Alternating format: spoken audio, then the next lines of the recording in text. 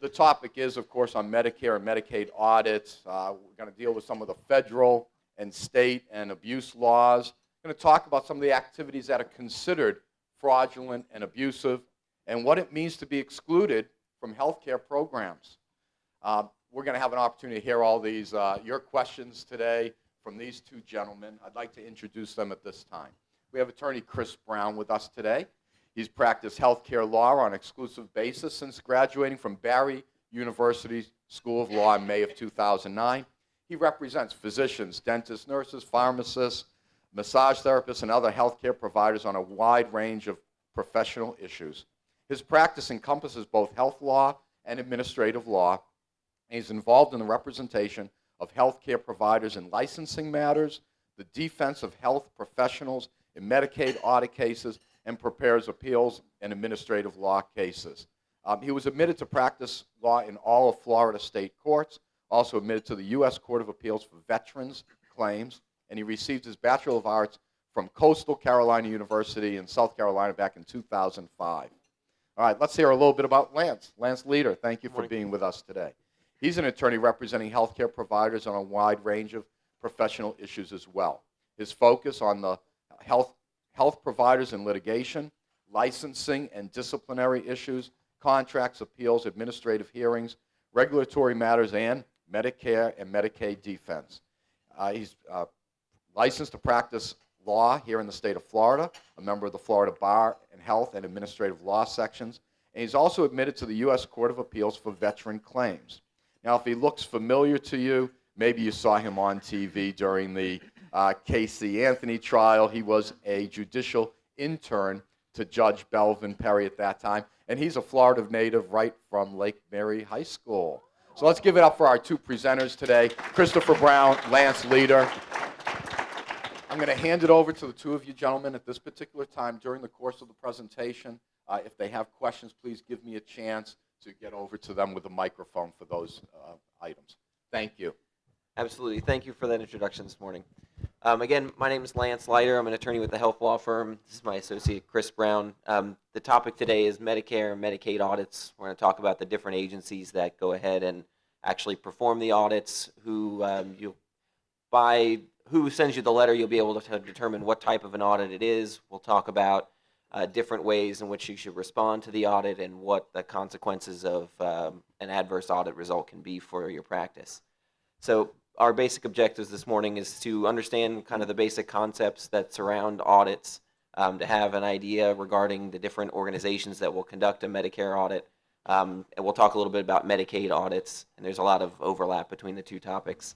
And most importantly for your practice is to understand exactly how to respond effectively to an audit. So full disclosure, we're going to talk about three types of federal Medicare audits. We could probably have a lecture on each one ranging from an hour to 2 hours.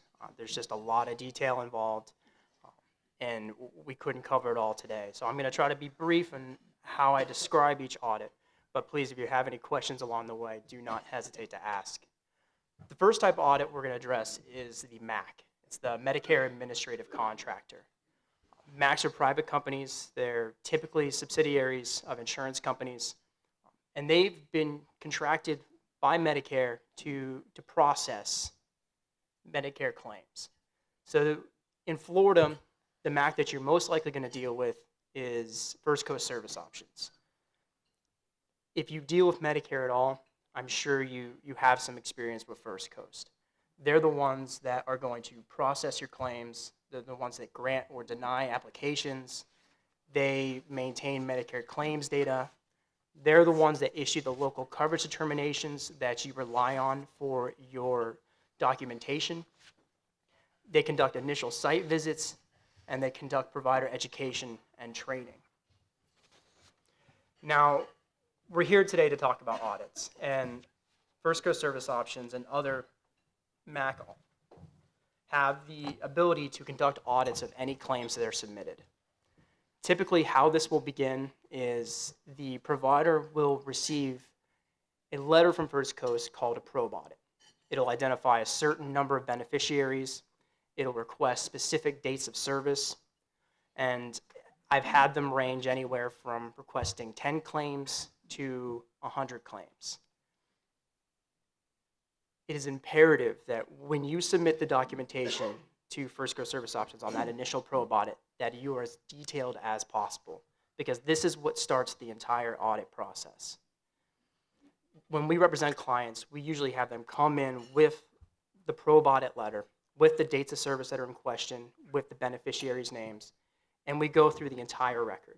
We make sure that all the documentation is there.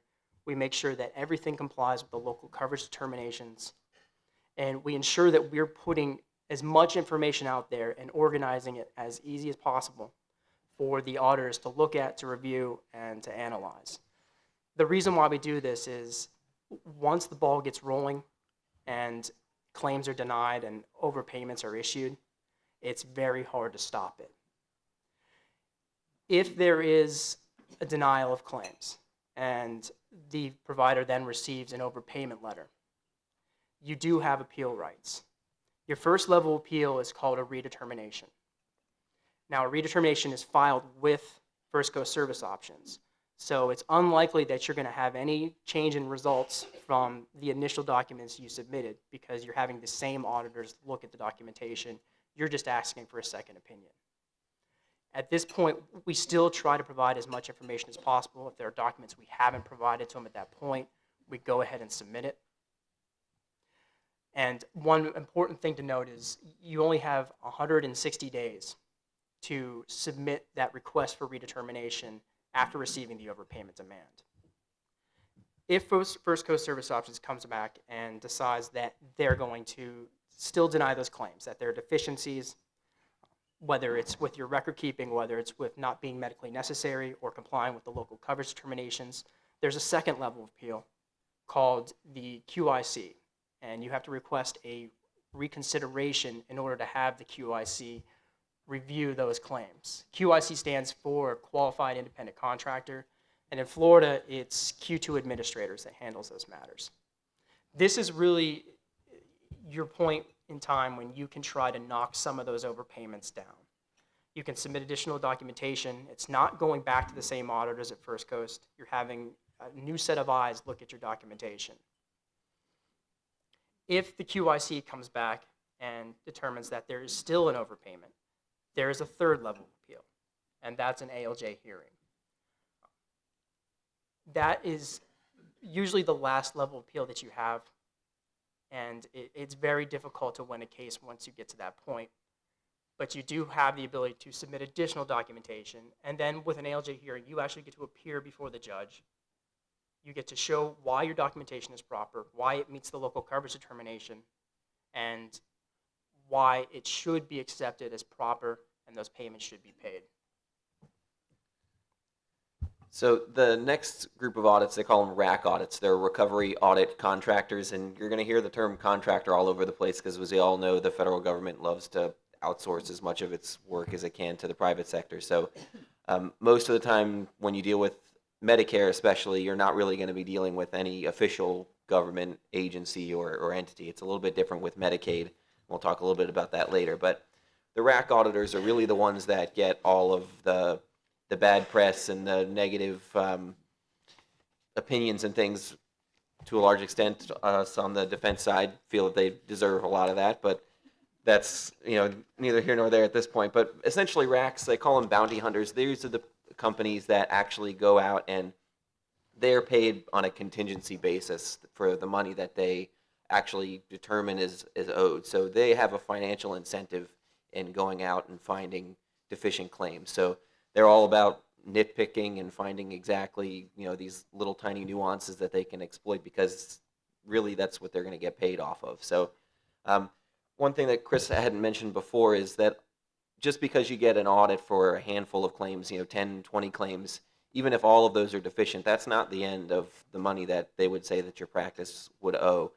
They'll use what they call an extrapolation formula. So they basically take the error rate of those claims and they run it through a statistical formula so that you have, I see some smiles, somebody's got some experience with this out there, but so, you may owe them $800 or something off of the claims that you sent them, but they run it through their machine basically, and they say, okay, well, you had 10 claims here, but really during that period that we're auditing, you sent in 10,000 claims. So we're going to say now you have 10% of all those claims are bad. So we're going to go ahead and extrapolate it out to hundreds of thousands of dollars, millions of dollars. I had a claim where a client in North Carolina, and they received a $1.4 million overpayment demand. And we were able to go through, submit additional documentation, and argue with the auditors and get it down to about $30,000. So that statistical formula is significant. You can talk about a handful of claims and it can turn into a huge sum of money, enough to pretty much bankrupt just about any practice except for some of the largest. In Florida, the RAC auditor that you'll most likely deal with is Connolly Consulting. They do have a subcontractor that's Viant Payment Systems. So if you get any letters that have these kinds of headers on them, be aware that that's what you're going to be dealing with, and you have to pay. Not that you would pay any less attention to one particular auditing company than another, but with the RACs, you really have to pay attention because they're incentivized to not deal with you and to come down as hard as they can. One of the things that they look for are incorrect payments. So that's just something as simple as you were paid for a claim that you shouldn't have been paid for. Submitting claims for non-covered services, services that are incorrectly coded. That includes upcoding or bundling, those kinds of things. Duplicate services. Sometimes the billing encoders will forget where they left off in the stack, and they'll submit multiple claims, or there'll be an error when they're processing the claims through their online portals, and they'll go back and resubmit a claim that they didn't think went through. Those are the kinds of things that they'll look for.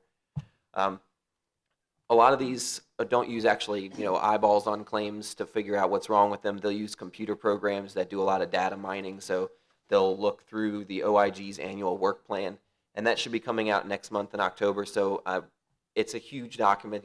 It's about 150, 200 pages, but it basically tells you what the OIG is going to be looking for, and that's the Office of Inspector General at the federal level. They'll tell you what they're looking for, what kind of claims they're looking for. You'll be able to find out if the practices that you work with and the practices that you deal with, if they're in those hotspot areas. Unfortunately, or fortunately, we live in Florida, which is kind of the hotbed of fraud in general. I mean, I've heard statistics that as much as 80% of Medicaid fraud comes out of South Florida, and Medicare fraud, so from a dollar perspective. So pretty much just being in Florida kind of gets you up another level, and then if you're in particular areas, podiatry and nursing homes is a big one, and mental health and a lot of other areas, durable medical equipment especially, are some of the areas that they really look at. And it carries over a lot from year to year, but then there's ones that kind of, they get a bug about. So take a look at the work plan when it comes out next month and just kind of see where you're going. And that'll also tell you what you can do to shore up your practice as well. Specifically what the computer programs look like, or they look at codes that aren't routinely billed for a person who practices in that particular area. They'll look for specific things from the work plan. They'll look at common problems that they have. Excessive codes, if you're billing a lot of high-level codes, if a family practitioner or something like that is billing a lot of high-level codes, that's atypical. Or if you only bill high-level codes, then they probably suspect the computer is going to tell them that you're probably upcoding or something like that.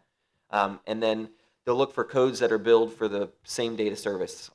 Most times when you go in to see a physician, a procedure is not going to be performed the same day as the office visit. So when they look for office visit codes billed the same day as procedure codes, those tend to be red flags as well. Preparing for a RAC audit, like I said, review the work plan, review and update any internal super bills or the codes that you bill. Pay attention, as Chris mentioned, to the local coverage determinations and the national coverage determinations to make sure the codes that the practice is billing are meeting the requirements, and implement as many compliance efforts as you can. I mean, it seems kind of silly, or that you may not want to spend the extra time to do it, but take a random sample of a half a dozen claims a month that you look at and just look at the documentation and just make sure that it meets the requirements. Something that simple can help you, especially most practices kind of do the same thing over and over again. They bill a lot of the same codes, so you can, just with a small amount, you can kind of find out if you're doing something that's wrong. Also, pay attention to who your billing encoders are. If you have a good month or something like that, you get a report, just make sure that it makes sense. Just kind of go back and do a little bit of checking. Make sure also that you have systems in place to respond to records requests and monitor the denials and appeal them. If you fight them and you win, they usually don't come back. If you don't fight them and then you pay them, they think that you're a source of income, and they're going to come back at you again. So that's one thing that no one will tell you is they really do come back because they got money from you. And when you actually pay them, that's even more. There's a lot of places where you'll get a determination, and I've seen statistics. I think, Chris, you were telling me that about $4.8 billion was actually recovered. That seems like a lot of money, but it's probably about 10 times more than that they've actually determined was an overpayment. So they're really working on small margins of money that they are collecting as what they say is owed out there. So when they find somebody who's actually paying them, they're going to keep coming for you. And I can say that's really true. I represent a provider who had an initial audit on, he was a psychology practice, and I think he had 15 individual providers working for him. He had an initial probe audit on one of the providers. He went ahead and paid the claims. They deemed there was an overpayment. He wanted out of his way. He paid it. The RAC auditor came back and audited every single one of his psychology providers, all 15. I've been working on it now for 2.5 years, and they're seeking overpayment demands upwards of $2 million. So it is very important that you fight it early. You don't just pay it because they don't go away. And the same holds true for Medicaid, not just with Medicare contractors. The state government are even more cash-strapped than the federal government and under more even tighter budget constraints. So if you're paying on a Medicaid audit, they are absolutely going to come for you again. Some kind of just nuts and bolts sort of things here. Just make sure that you pay attention to the deadlines. There are received by deadlines. They're not postmarked deadlines. It's it's not like a power bill or anything like that. If it's postmarked by the deadline, then they'll usually give you some grace period. It's actually got to be in their hands and processed. So make sure whatever you send them, that you send them with enough time for them to actually get it. Send it by a method that's certified or some sort of tracking so you can make sure that it's been signed and received. One more thing that I want to touch on that applies to both MAC audits and RAC audits is they have the power of prepayment review. I don't know if anybody's familiar with that, but it can be especially debilitating to a small physician's practice. If you have a high error rate on a probe audit, it's possible and it's likely that the MAC or the RAC will place you on prepayment review and require you to submit your records prior to receiving payment on any claims. It's a very long process. You won't receive payment on claims for probably 3 months, and in most cases, you only receive a partial payment. And you remain on prepayment review until that error rate decreases and remains decreased for an extended period of time. The third audit we're going to talk about are ZPICs. ZPICs are probably the most scary because they specifically deal with fraud allegations. ZPICs, like the MACs and the RACs, are private contractors. They were hired by CMS specifically to locate fraud and abuse. How are these ZPICs initiated? It's through all sorts of means. You have the whistleblower suits, you have probe audits, you have other agency findings. So if you have a provider who is licensed by the Agency for Healthcare Administration or the Department of Health and they discover some fraudulent activity, they possibly could report the provider to the ZPIC.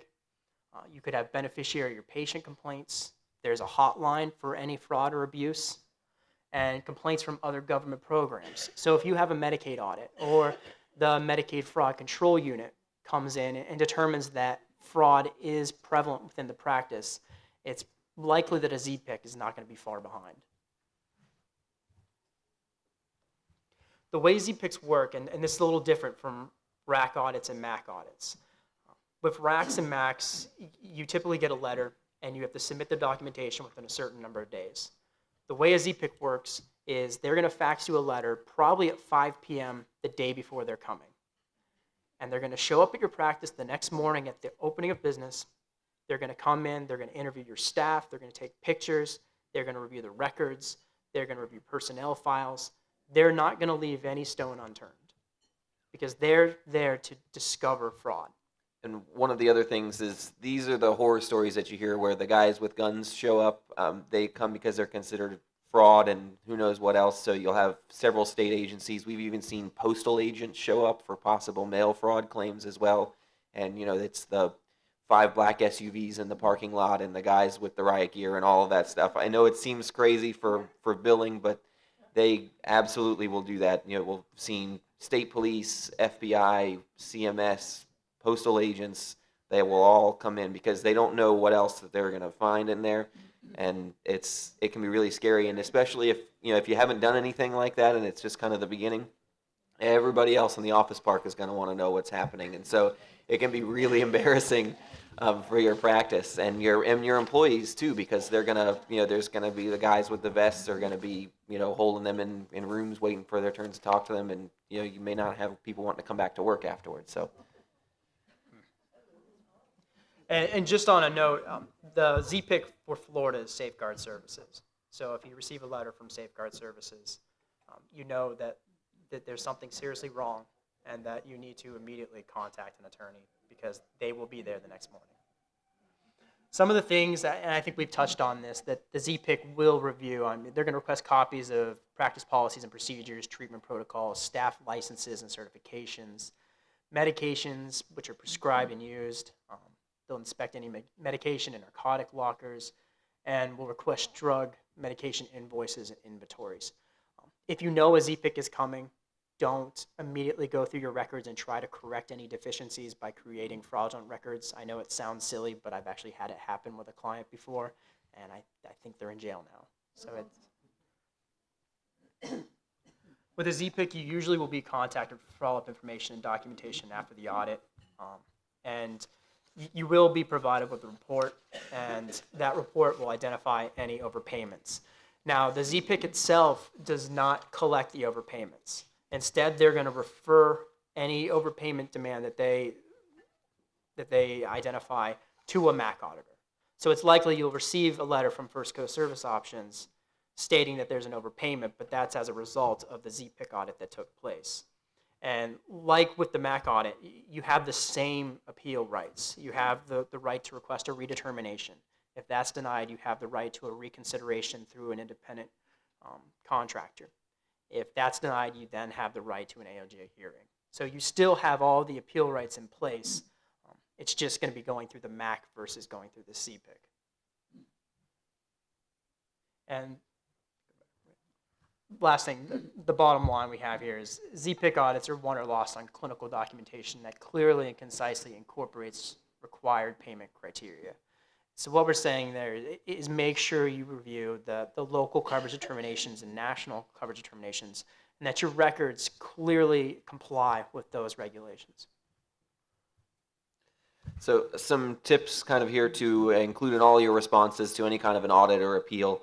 A lot of this seems like a no-brainer, but if we hadn't seen it missing at some point during our practice, it really wouldn't be here. So make sure that you include all of the beneficiaries' names, their Medicaid insurance numbers with the claim numbers, the specific service or item for which the particular redetermination or reconsideration is being requested. So when you send all the documents in for your appeal, just make sure that you identify all of the particular claims and the beneficiaries. Include the name and signature of the provider. The signature is becoming less and less important at this point as everybody kind of transitions to EHRs that don't have health records, but we've seen a number of times where the audit documents have gone in and, typical of, I apologize to any physicians in the room, but the handwriting is not exactly legible, so they have no idea who signed them. So you want to send in either signature attestations with them or a list of signatures, sample signatures and printed names of all of the providers so that the auditors can identify the documents. And just as a practice tip, I would recommend that everyone go back and look through your records. And if you have physician orders or you have treatment plans in those records and the physician has signed them, make sure the physician's name is printed below the signature. That's all you need. If you have that, then you comply with Medicare's regulations. But that is missing in about 75% of the documents that we review. So we end up having to go through and draft these signature attestations for all these records, and it's a cost to pay us to do it, and it's something that's very simple that you could change in your forms. And also, depending on what particular type of claim it is, sometimes they require the level of provider or the title, education for the provider after the signature. So just kind of take a look at the requirements for each type of claim, and if it says it has to be performed by an MD after the signature, it needs to say MD or whoever it is, so that way whoever's looking at it knows right away that that person has got the right qualifications to bill for the claim.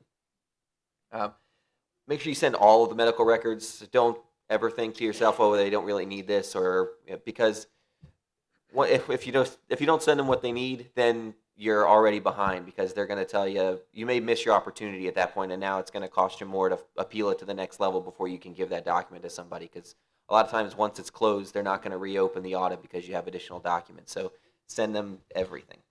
Another practice tip, and again, this is going to seem obvious, is don't send your original records.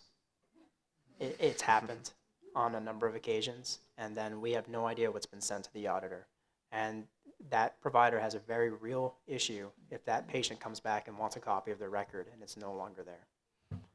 Also, send any additional notes or explanation statements, clarify the services. If you're doing anything that's kind of cutting edge, or there's a couple of different ways to do it, it never hurts to send in any kind of scholarly articles or medical journal or anything that kind of shows that that's the right procedure to do in those situations, because the people who are going to be reviewing these typically are not medical doctors. Sometimes they're not even healthcare professionals at all. So anything that you can kind of send in to help convince them is something that you're going to want to do. And I can say from personal experience, with First Coast Service Options, with dealing with the psychology practice, we have RNs reviewing psychology notes. So you have to explain to them what the records are saying, how you're meeting the local coverage determinations, because that auditor isn't a psychologist. They're not familiar with those notes and how they're written. So anything you can do to assist the auditor will help you later down the road. Things to do before an audit happens. It's really not a matter of, not to be scary or anything, or to sound like, I know we seem like we're up here scaring everybody to death, but it's not a matter of really if, it's just a matter of when. And it doesn't necessarily mean that you're going to find yourself 3 appeals deep or anything like that, because for the most part a lot of people's records are good, and it's enough to get by. But it's going to happen, and it's really important that you make sure that your practice is ready and the practices that you consult for are ready for an audit. And it's really simple things that you can do, like just conduct an internal review of the primary services. If you have a handful of codes that you bill, like I said before, just make sure that the documentation that you have meets all of the requirements. It just ticks all the boxes. Prepare an audit checklist for the documentation. So, because depending on how many records, if you get a record for 100 claims and they're somewhat involved procedures that have diagnostic studies and things that go along with them, I mean, you can be talking about sending a box and not just an envelope. So it could be several hundred or 1,000 pages of records that you're going to send. So just prepare a checklist to make sure that you've got everything in the package. Make sure your referral sources know the guidelines. For anybody who does DME or medical transport or anything like that, just because you get a referral from a healthcare provider, from a doctor for a particular service, doesn't mean that when the auditors come to you that it's going to pass. You can't just say, well, the doctor said they need it. It's your responsibility to make sure that the claim that you're billing for is appropriate. So, and a physician order is going to be part of the recommendation or the requirements, but it's not necessarily going to be enough. We see a lot with, especially ambulance services is one of the hot issues from the past year with the OIG for whether or not they actually needed a full ambulance transportation to a hospital or something like that, or to a dialysis center or something. And they say, well, we have a physician order, they said, but the physician order is basically just says take them by ambulance, and that's it. It doesn't have any of the requirements as to why they're not mobile or anything like that. So just make sure that it meets, know what your requirements are as well. And the same thing goes with supplier-generated forms. Don't rely on them to document medical necessity. Look at the local coverage determination, determine what is required for medical necessity, and make sure it's within the record. Make sure all your documents are legible, and then make sure that their copies are straight, or if you scan them, that they went into the scanner straight, and just kind of leaf through it. You don't need to obviously read every page, but just take a look, make sure there's nothing cut off, that everything is there that can be seen. Check your address on the audit letter to ensure that it is the correct address of the site visit. This happens. First Coast Service Options, I got a letter from them yesterday, and they misspelled my client's name. They've sent her audit letters that didn't apply to her practice. They are not perfect by any means. So you just double check everything to ensure that the information that's on those letters is correct. Also, especially with the ZPIC, you may want to make telephone contact with the auditors to make sure they're coming to the correct location and you know what they will be auditing. You want to be prepared for a ZPIC. I mean, these are the auditors that are going to be at the practice location, and you want to make it as comfortable for them as possible because you ultimately want these individuals on your side. You want to have a room set apart for them. You want to have beverages to provide to them. You want to make staff available to interview. I mean, I'm being serious. You want these people on your side because they ultimately determine whether or not they're going to come back with an overpayment demand or whether they're going to come back with any additional audits or discipline. I mean, ZPIC auditors have the power to refer you to all sorts of investigatory agencies such as the Office of Inspector General, Florida Medicaid, the Medicaid Fraud Control Unit. They really they have a big hammer that they hold. So you want to make it easy on them. If you have an attorney that you deal with, if you get notice that there's a site visit, you need to call your attorney and have them present during the site visit because, as Chris mentioned, the possibility when they're actually coming for an audit, because they suspect fraud, they're not going to expend the resources to saddle everybody up and send them there in person unless they really think that there's something going on. So at that point, statements that are made can be used in any kind of criminal or fraud prosecution that they're looking for. So it's important to have somebody there who can help control the situation as best that you can. A lot of offices have satellite or branch offices that they're at. So one of the things when you call them is just if they're going to be going to a branch office that you're not normally at, and you have a full schedule of patients that your providers are going to be seeing, and make sure that there's somebody at the branch office that they can actually deal with and who knows what's going on. You don't want to just send over a receptionist or. Oh, there we go. All right. One more thing on the ZPICs. When we say to call the ZPIC and to talk to them, we mean to just find out what they're auditing and if they're going to the right location. You don't need to be telling them what's wrong with your records if you know something's wrong. You don't need to be explaining yourself. You just need to make sure that they're going to the right location. Let your attorneys handle trying to explain the situation, explain what's wrong with the records to them. Some other kind of basic things that you're most likely doing anyway, but because they're going to be taking photographs of everything that's there, and the people who are going to be making the decisions are typically not the ones who are going to be there in person. So conduct an inspection of the office when you know that an auditor is coming. If you need to call an emergency housekeeping service to come and vacuum and kind of scrub down a little bit, make sure the office is clean. Chris and I have been into any number of offices, and you walk in the door and you can't believe that patients actually come there. And it's kind of embarrassing. And if an auditor shows up and that's what they see, they're going to immediately start to think that something's wrong. And then the person who looks at the pictures later on when they're trying to decide whether or not they should give somebody the benefit of the doubt, and they're looking at a filthy office or that kind of thing, then it really can make a difference. Make sure all your licenses and permits and everything are displayed, because a lot of times they come with state Department of Health or Agency for Healthcare Administration personnel, and they're more than happy to write you up for other violations while they're there. So just make sure that everything else is kind of in order. You want to make sure that all patient health records are properly secured and your medical record handling and storage are compliant with HIPAA standards. This is very important because they will be ensuring that patient confidentiality is protected and that those records are protected. And as we discussed before, you do want to have a separate room for those auditors to use, and you want to make your staff available to them.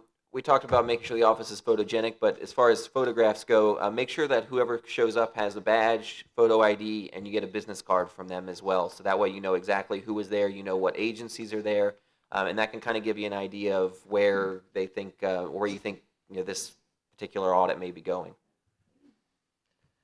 Assign a single staff person as the communication point with the auditors. If it's a small physician practice that's owned by a single physician, the physician is always the best person for that as far as we're concerned.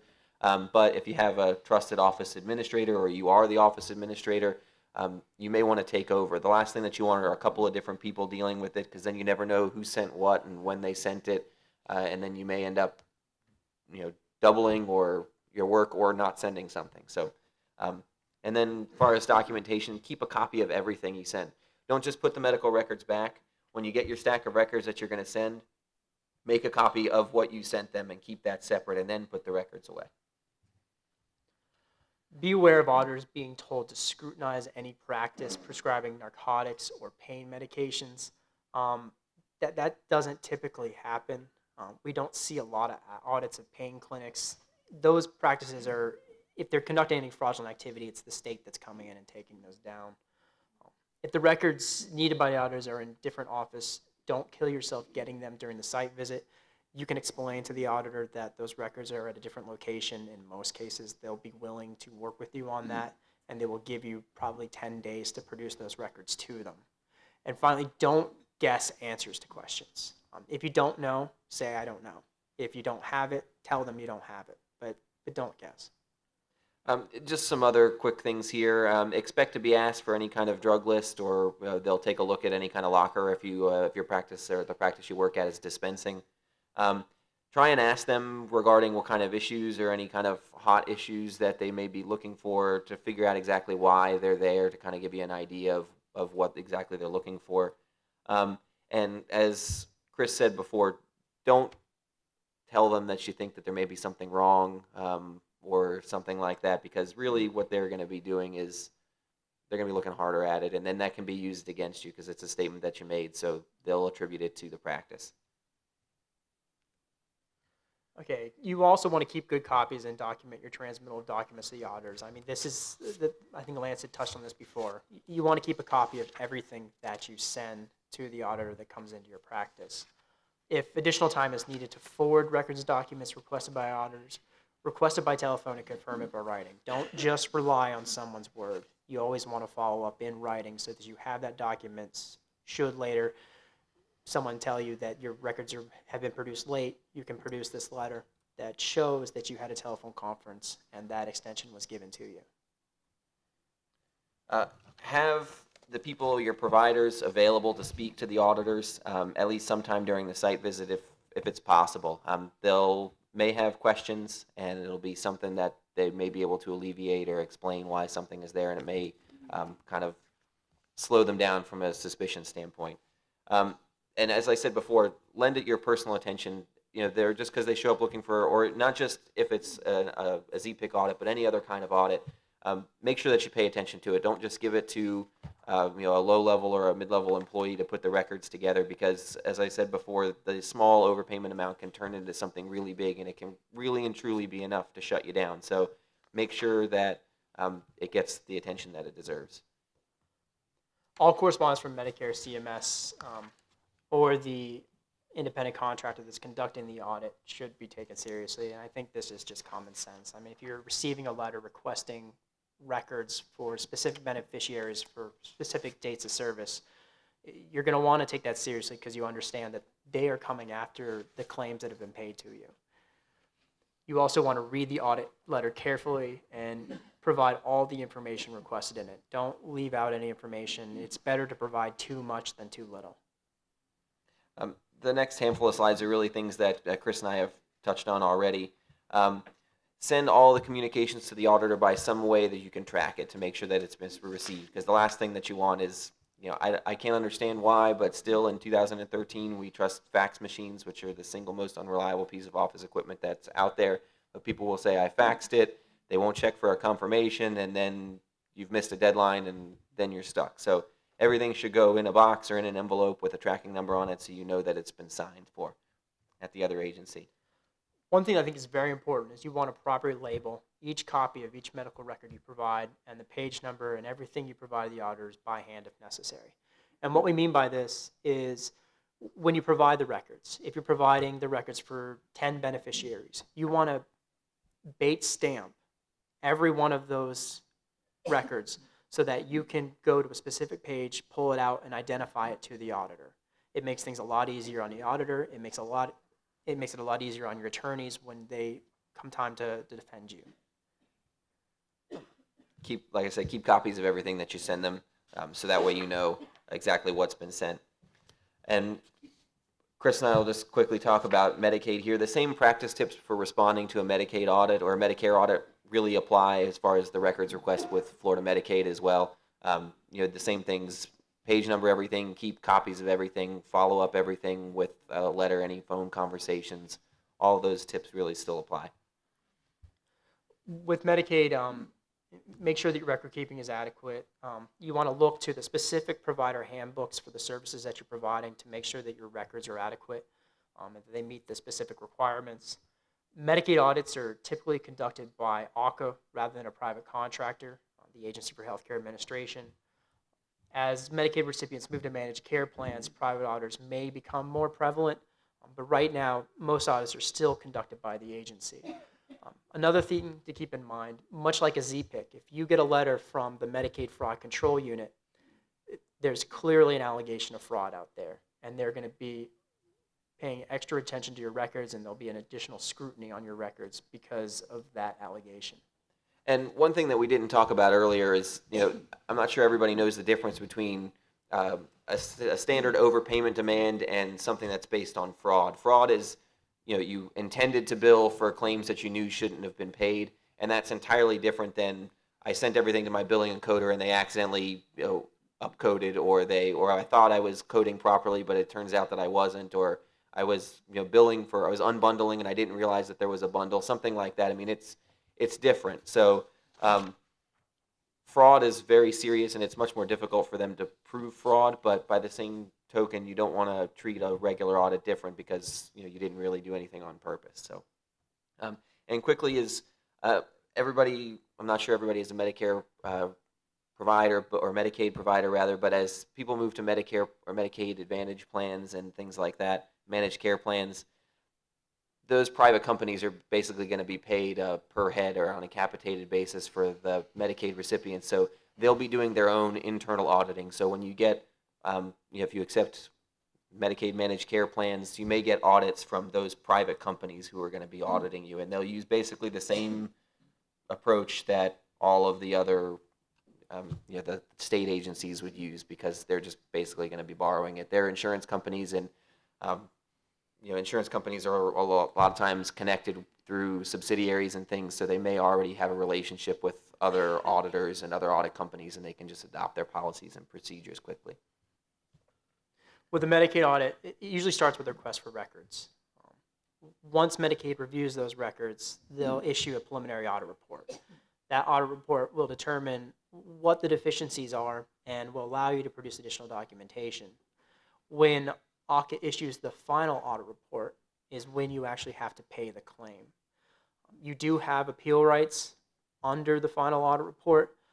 You do have the option of mediation. We have been successful with mediation of knocking down some of those claims simply because ACA doesn't want to litigate it. If you show them that you believe that your claims are sufficient, that they're medically necessary, that they meet the provider handbook requirements, and that you're willing to move forward with litigation on those claims, ACA typically will back down from their position and you can negotiate to a lower number.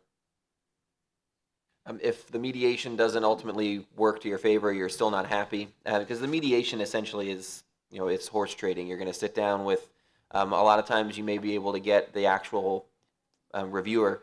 The way that the audits typically work is you'll have a nurse reviewer will do the initial review, and then it will go to a provider who's has the same qualifications as the particular person. If it's psychological services, it'll go to a psychiatrist or psychologist. If it's oncology or whatever you want to call it, whatever particular one.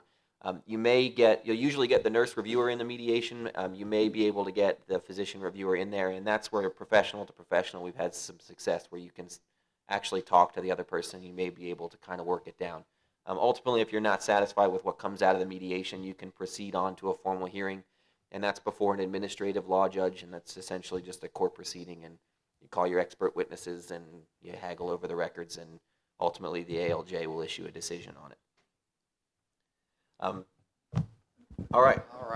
Well, just before you start taking the questions, I'm going to move around, make sure that you wait for the microphone so everybody can hear the question. We can get it on tape as well. I'm going to remind you all of a statement from years ago. It's going to be one of those days when 60 Minutes shows up at your doorstep. Now, we've heard a lot here, and I think you were rightfully so when you said there might be scaring a few people here, right? But Absolutely. honestly, I'd like to just see a show of hands of how many of you appreciate the fact that we have these type of skilled professionals out there to make sure that this Medicaid fraud doesn't take money out of our pockets. How many are happy about that? All right, that's good. I just needed to set the stage there for these different questions now, so let's keep it on that level. And we've got a question right over here. Actually, I have two questions. The first question I have is when you're referring to the checklist for responding to an audit, where it says expect to be asked for your drug list, are you referring to samples in the office or what we have in the office as injectables, or like, can you be more specific about the drug list? And then my follow-up question is about what happens when you receive documentation. We've had Lincare, a respiratory company, get audited, and then they've sent us a request for records, and they want all of our records to help them. What is the appropriate way to respond to them, especially if we don't have a medical records release signed by the patient? Well, to answer your first question, if you have a ZPIC coming in, they're going to want a list of both. They're going to want your samples, and they're going to want a list of all injectables, any medications you have on the premise. And they'll do that because they'll want to make sure that any claims that you billed where you've actually administered medication, they'll look at your medication list and they'll look at the logs and inventory to show that you actually had medication in the office, so that you're not. They're looking for people who are billing claims for medications that they can't show that they ever ordered. Is really one of the things that they're doing. And then as far as the second question, it depends on what kind of a relationship, and that's, you'll probably hear it depends a lot from us up here. That's every lawyer's favorite answer. They teach you that in about the third day of law school. The answer is always it depends. But you probably have some sort of a business associate agreement or some sort of contractual relationship with, you should if they've got patient records. So a lot of times you may have a contractual obligation to provide the records, help with audits. If you have any kind of, you may have an obligation to notify someone if you get a request for records. So that standpoint, you may have it. Otherwise, if it's a professional request for assistance with the audit and you're not legally bound, then if it's PHI, then it needs, then you need a patient request if it's coming from another private entity. All right, so let's take our next question. How prolific is auditor malfeasance? Auditor malfeasance. I'm kind of biased on this. It depends. Yeah. I've been dealing with First Coast Service Options for about 4 years now, and every auditor is different. But I have had some auditors come in and review records, and I don't find any deficiencies in the records. And we're forced to take these things all the way through to an ALJ hearing when I personally, from looking at the records, from looking at the local coverage determinations, believe that the records are sufficient and the claims should have been paid a long time ago. I don't know what causes that. I've had clients in the past who have yelled at auditors, and I've had to stop them from doing that because I think that sets a bad tone at the beginning of the relationship. So I'd like to think that every auditor is professional and that they are specifically looking at the claims and looking at whether or not it's medically necessary and that the records are adequate, but I'm not convinced that's always the case. I like to differentiate between malfeasance and misfeasance. They're kind of, a lot of times the RAC auditors, especially because they're paid on a contingency basis, are far more willing to find fault where they're really, any other reasonable person would not find any fault. And unfortunately, you've got to get a couple of rungs up the ladder before you can get somebody who can understand what's going on and realize that it's something like that. And unfortunately, a lot of people will just, like we said before, will just pay, and it emboldens them, and they'll continue to come. So you hear lots of horror stories about the RAC auditors, is that they'll tune their computers up to look for the smallest thing, and they'll find deficiencies in claims. They'll look at a signature that's 85% legible, and they'll tell you that there's something wrong with it, and just those kinds of things. They'll nitpick, and then as soon as you get it in front of somebody who is separate and apart, you're usually able to win. But unfortunately, you've spent a lot of time and effort and money usually at that point. When it comes to the root cause analysis of a lot of these instances, where have you found the greatest, I know that it depends, and it's going to be across the board, but where have you found that you're going to have the greatest percentage of instances of trigger events to allow them to know to look at a particular practice? It could come from anywhere, but is it at the SIU director level of if a managed care plan? And also if you find that across the board over the past couple of years that there's any one particular specialty or geographic territory or even a facility type that's accounting for the majority of the allegations. I would say that, well, It does. it does. But it's kind of, it's like a step process. You kind of get points, and then once you, I don't know if anybody have the little Starbucks app on your phone, but when you kind of the cup fills up with the stars or whatever, but essentially being in Florida, you get a point. And being a mental health provider, you get another point. And being in South Florida, you probably get 3 more points. And it kind of works that way. There are certain areas that they're looking for, and those people are just going to have to be more prepared than others. Your average, family practice doc that's just seeing, your basic physicals and coughs and colds and things like that are probably not going to find themselves the subject of an audit very often.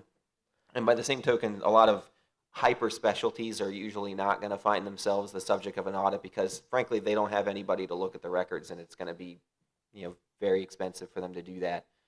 But the practice areas will do it, and then the computers will look for another thing. They'll do the data mining, and it'll go by code. And if you're billing more, they'll take everybody's, in that particular specialty area, and if average they're billing 800 of a particular code in a month, and you're billing 1,300, they're going to say, well, there's probably something wrong with what you're doing.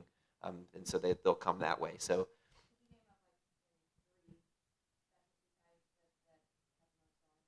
Home health. Yeah, there you go. Home health is a hot area right now. That's where they're really focusing on because there's a ton of fraud. Home health, mental health services, and I would say occupational and physical therapy. Yes. From not just from the audit standpoints, as we talked about earlier, there's a lot of sources. Diagnostics is big with Stark violations and other types of self-referral violations, and those investigations, because if you're found in violation of Stark, then you have to pay back all of the money for all of the claims that you shouldn't have billed, and so that can also trigger audits as well. So,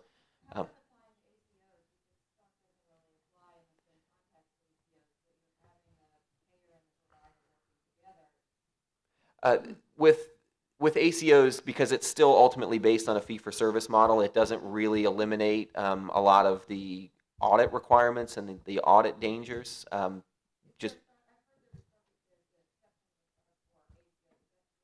Yes, there are waivers of certain parts of the Stark and the patient referrals and things like that you get as part of being in an ACO, because they'll allow you to do things like provide rides and free medications and home call visits from nurses and things like that as part of the ACO model. But from an audit standpoint, it's still ultimately based on fee for service. So you're still going to be susceptible.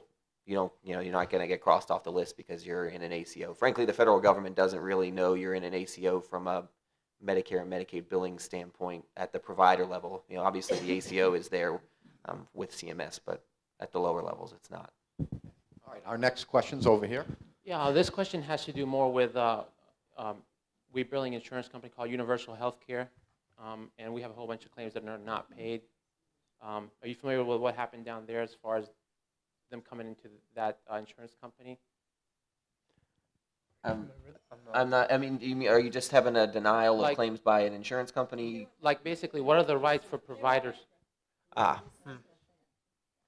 The rights for providers to get claims paid for timely filing or using like IRSA, or like when they come back and take money, it's been like 2 or 3 years, then you can't bill the new insurance company. So what are are there any rights for healthcare providers to get paid on services when insurance comes back for the overpayments? From an initial standpoint, typically once it goes into receivership, it's really kind of a bankruptcy issue with the trustee, and it's not so much of, if you have valid claims that are out there and you can demonstrate valid claims, then you can, unfortunately, you probably have to get in line as one of the debtors, one of the creditors of the insurance company. Depending on the transaction and who picks it up, you may have some rights with, whoever the successor in interest is for the insurance company. But fortunately or unfortunately, if you haven't been paid for the claims, then you're probably not going to be subject to an audit for them because there's nothing for the payer to recoup. But you're probably going to be stuck as having to get in line with one of the creditors. Yes, in your experience, would you advise practices to do an in-house third-party audit, given our future of healthcare and insurance? Would that be, and will that be a best practice? Although it is an expense, do you think a check and balance is necessary? I think it's very necessary. And I think that although it's an expense right now, it would save you a lot of money down the road.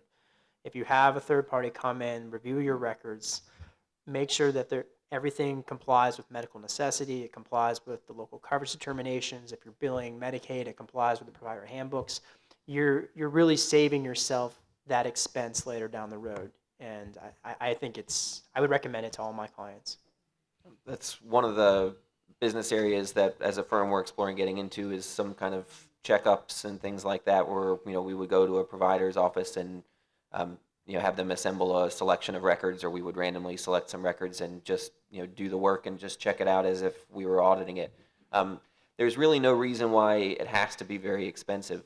You should have somebody who understands the way that it goes, and if it's as simple as billing just checking 5 or 6 of them a week, it's only going to take you maybe an hour just to pull a couple of records and go. And the provider handbooks you should have in your office anyway, especially with Medicaid. They're readily available on the internet. You can grab it and print it. It's all broken down by CPT code. It's something that you should very easily be able to identify what you're billing. And the Medicaid provider handbooks are pretty good as far as giving you the 1, 2, 3, 4s of what you need to have. Medicare, unfortunately, the Yes. local coverage determinations, for anybody see some head shaking, so somebody has tried to negotiate that website at some point, and it is awful. So, you may want to just check with, if you have a billing and coding service, they may be able to find those for you quickly, or, if you're having trouble sleeping, you can kind of try and work your way through it a couple of minutes every night until you find where you're looking for. But find out what you're billing and what you have to have as far as documentation goes, and just check out a few of them on a weekly or monthly basis. You don't have to hire somebody to come in and do a full audit, of hundreds of records or anything like that. You can really stay ahead of it on your own. You mentioned earlier about making sure that you respond quickly to a fax notification or a notification of an audit. Is there any time frame on the opposite end of that the agency or the auditor has to respond to your comments? Is it open-ended on their end, No. time-framed on our end? Absolutely not.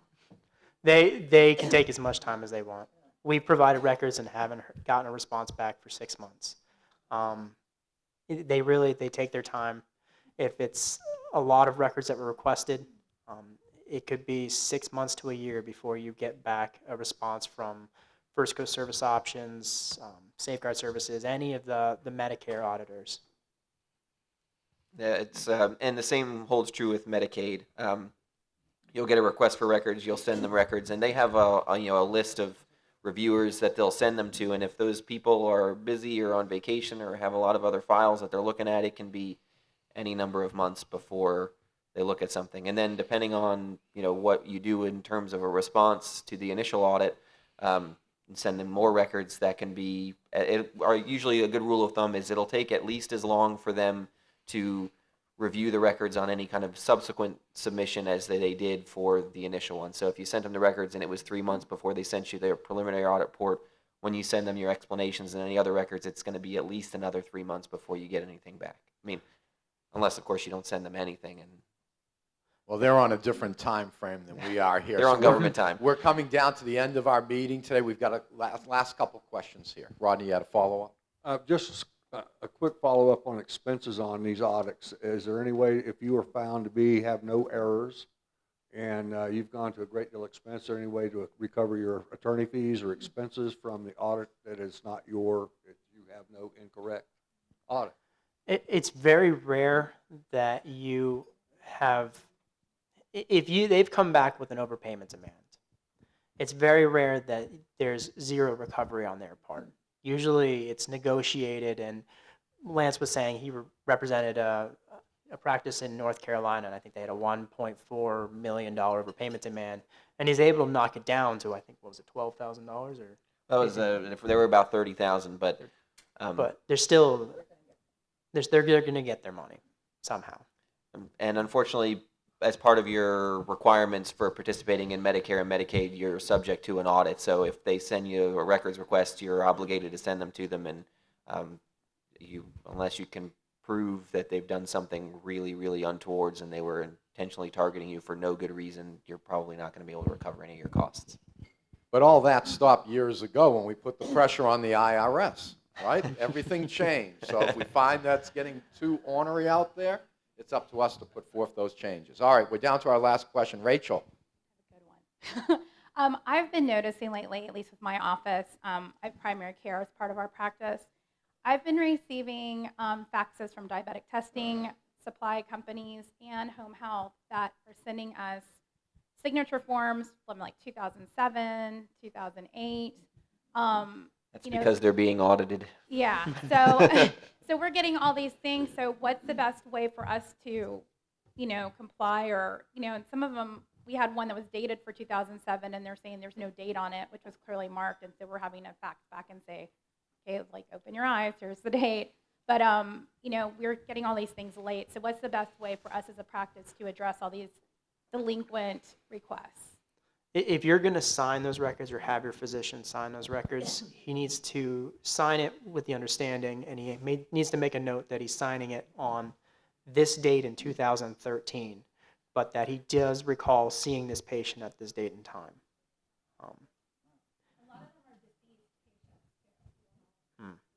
With the audits can go back 6 years, so you'll see that pretty frequently. That that's you're getting requests for records from years and years and years ago. So a good rule of thumb is don't sign anything that you're not comfortable with signing, because that your name or your physician's name is going to be on it, and when it goes up to CMS, if they think it was post-signed or it was backdated or whatever, guess who's going to get the next audit letter? Yeah.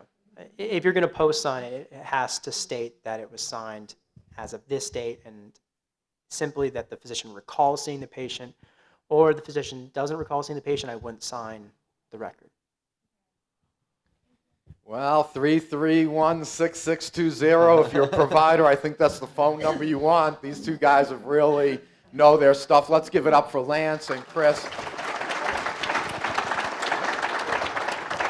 We really appreciate your presentation today. You gave us a lot to be worried about, but by the same token, you made a lot of these U.S. citizens happy to know that these types of things are in place from a compliance standpoint to make sure that we don't ultimately pay the price. And we are all paying the price with healthcare, aren't we? But by coming to MOROF meetings, you can get a grasp on things. Our next presentation in the month of October is on HR, law, and compliance. So there's probably a lot of things that the providers are thinking about along those lines.